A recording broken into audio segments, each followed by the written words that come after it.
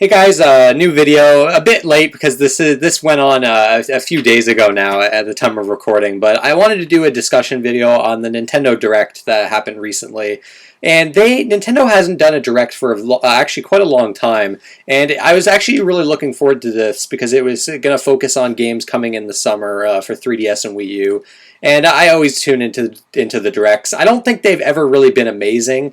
I think there was an E3 that there was a pretty good direct during one of the E3s a few years back, but I don't think they've ever been amazing. But they've usually been pretty solid. And shown off some interesting stuff, and there's been some interesting announcements as far as the Nintendo Directs go. And this one was decent. I thought it was pretty good. There was a lot of content to it, a lot of interesting stuff. But at the same time, there were some disappointments with it. One thing in particular, which is probably one of my biggest disappointments in gaming in quite a long time, but we'll get to that. So I'm just going to cover everything, basically what happened, and give my opinions on it, basically.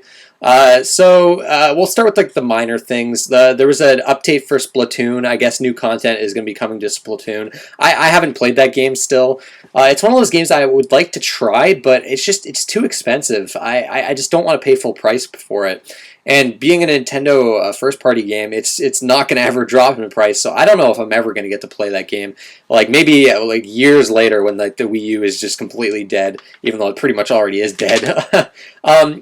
Super Mario Maker, there's going to be a new update for that in March, and this looks fantastic. I'm a huge fan of Super Mario Maker, and this. Again, this is another great update along with the previous one that added checkpoints where you have like keys that can open doors now. And you can actually make your own boss battles finally. Because one of the problems with Mario Maker was that the fact that you had to you could do these boss fights, but the exit to the end of the level was always past the boss, and you could easily just skip the boss by jumping over it or whatever. You had to be pretty creative with the boss fights, but in here you can just plop a key on the boss enemy you want, and if you defeat him, you'll get the key to open the proper door. So that I think you can create some interesting puzzle level designs with this new update, and it's probably going to get me coming back to playing that game again. I've already put in like hundreds of hours into that game, and I think that update is going to bring me back. So that was pretty exciting news. It's going to be minor for a lot of people, but for me as a fan of that game, I thought it was pretty good. Now this is not in order. All the things I'm going through here aren't in order of the appearance in the direct, but Shin Megami Tensei Cross Fire Emblem finally has gotten a North American name and release date, actually, and it's still a weird ass name. Tokyo Mirage Sessions Sharp FE. That's what the game's called, and some people have noted that Tokyo Mirage Sessions is SMT backwards, which is pretty funny. It's coming out June 24th, which is actually sooner than I expected, and I think one of the reasons for that is the fact that it's not going to have an English dub. From what they've said, it's going to have the Japanese voices and just like an English translation with the English text, which I can understand that. The game apparently has a lot of voice acting as well as a lot of like vocal performances that would have had to been translated and things like that. It would have been a pretty large effort to bring an English dub to that game, so it's not a big deal to me. I'm still looking forward to that game. It looks anime as fuck. That game looks insane. It maybe looks a little cheesy. I don't know, but apparently the gameplay is quite good in that game, so I'm still looking forward to it. It's a game to play on the Wii U. One of the few RPGs on the Wii U, along with Xenoblade Chronicles X. So, yeah, and I can't think of many other games that are coming out in June. So that's exciting because June's kind of empty for me. So it's good to have a game that comes out in June, right around my birthday too, which is cool. Lost Reavers is a game they showed, and this is a Namco Bandai game. I forget what the name they had for it before, but there was like a working title for it before, and it was like it's a multiplayer focused game that they've been working on for a while. It's kind of like a treasure hunting co-op zombie game from what I saw. The frame rate looked real rough, like it was dropping like crazy. Hopefully they can fix that up. For the open beta that's supposed to happen at some point.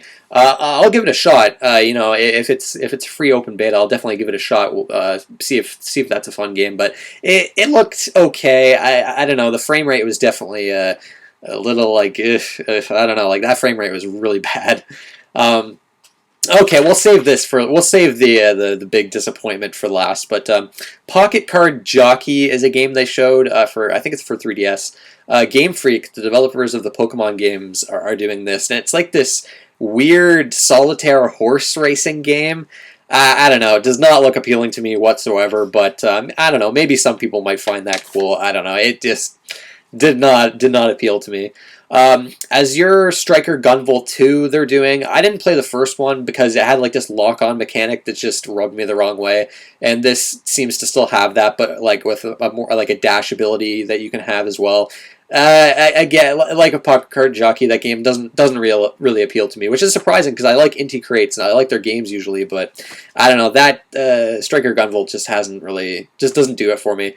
Hyrule Legends 3DS they showed off once again. I think that's coming out soon, actually, in North America, which I have that game for the Wii U, so I'm not going to be getting on the 3DS, and it's decent. I liked it, but I certainly didn't like it enough to want to play it on the 3DS with like a lower frame rate and things like that.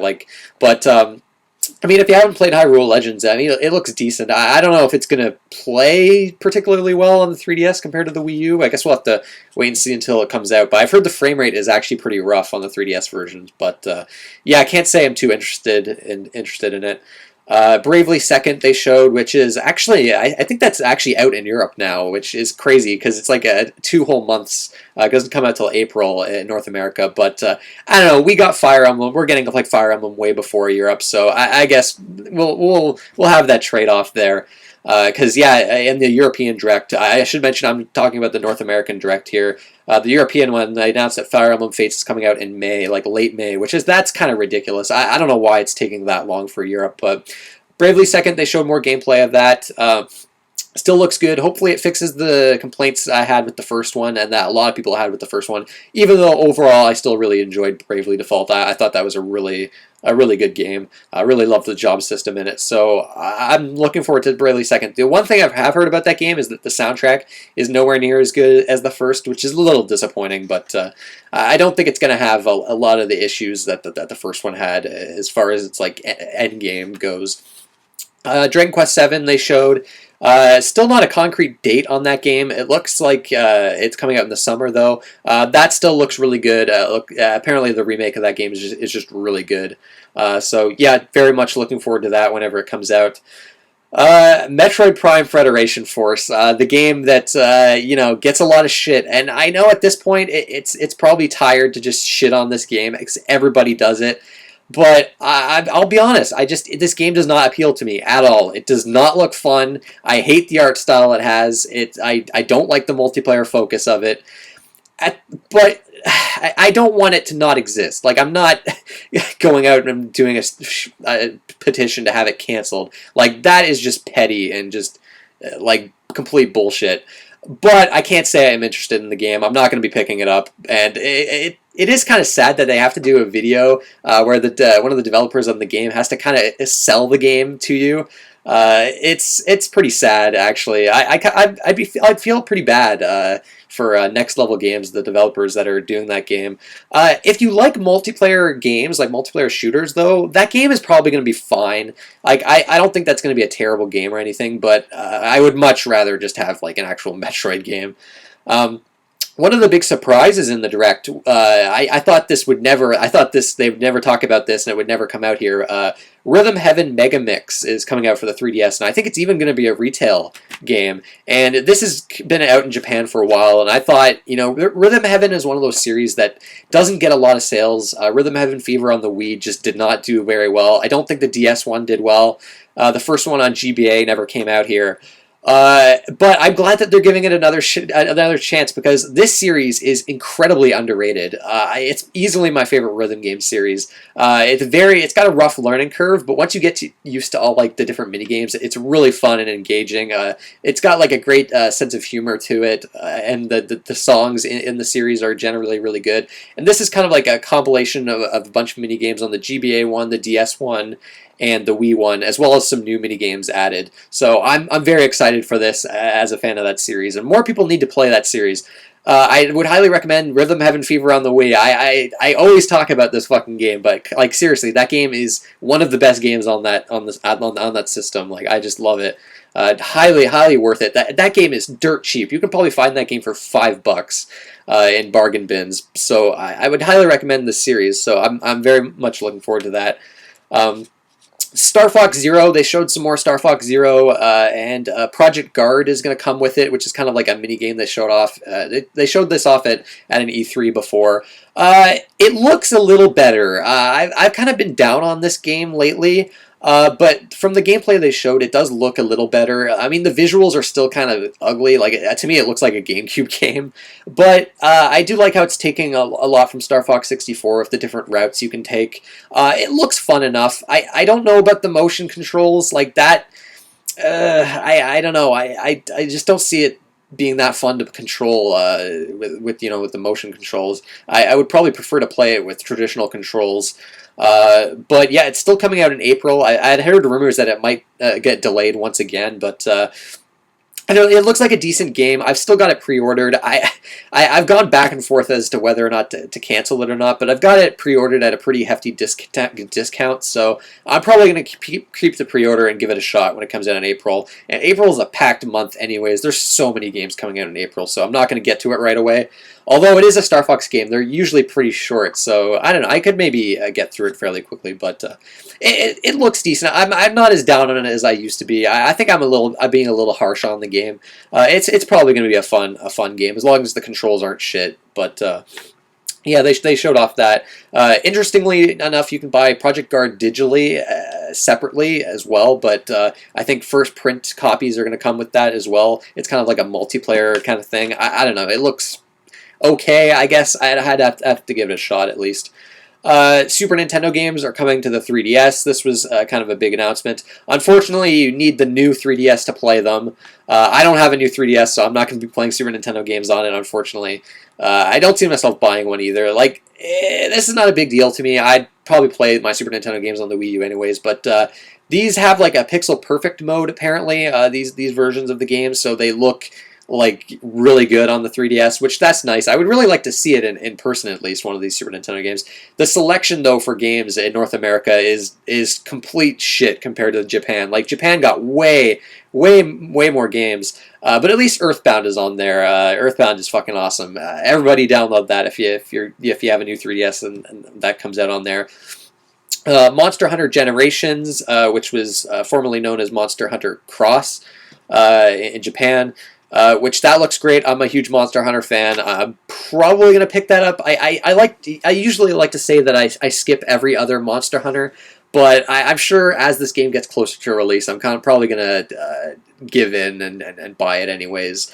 And they ended off with Kirby Project Robobot. I think that's what it's called.